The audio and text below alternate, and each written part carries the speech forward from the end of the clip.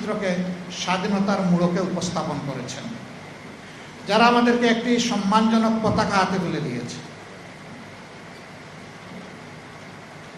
এই পতাকা এবং মানচিত্রের হাত ধরে বাংলাদেশটা বদলে যাওয়া উচিত ছিল, কিন্তু না, ভূগোল পরিবর্তন হয়েছে, ভিতরের জিনিস পরিবর্তন হয়নি। এক এক করে ৫৪ বছর বিদায় নিয়েছে। আমরা আগামীকাল ৫৫তম বছর ইনশাল্লাহ পা দেব একটা জাতি হিসাবে। দ্বিতীয় বিশ্বযুদ্ধের পর জাপান কি অবস্থায় ছিল সবাই জানেন, কিন্তু মাত্র ৩ বছরের মাথায় তারা বিশ্বকে চমকে দিল। তারা বিশ্বের সর্ববৃহৎ ইলেকট্রোমেকানিক্যাল ইন্ডাস্ট্রি মিৎসুবিশি চালু করে বিশ্বকে জানাই দিল যে জাপান ঘুমিয়ে পড়ে নাই। সেই জাপান সেখান থেকে বের হয়ে আসতে পারল, বের হয়ে এসে এখন বিশ্বের একটি উন্নত মর্যাদাশীল জাতি হিসেবে নিজেরা দাঁড়াতে পারল।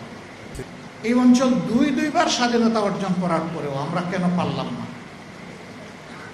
এই না পারার কারণ আমাদের সাধারণ জনগণ নয়। এই না পারার কারণ হচ্ছে নেতৃত্বের ব্যর্থতা, লোভ, অদূরদর্শিতা এবং সীমাহীন দুর্নীতি। দুর্নীতি শুধু টাকা পয়সা হাতলালে হয় না, হ্যাঁ, এটাও দুর্নীতি। সবচেয়ে বড় দুর্নীতি হচ্ছে মানুষের অধিকার হরণ করা, অযোগ্য লোকদেরকে যোগ্য জায়গায় বসিয়ে দেওয়া, যোগ্যতা সম্পন্ন লোকদেরকে অপমান করে তাড়িয়ে দেওয়া, এটি হচ্ছে সবচেয়ে বড় দুর্নীতি।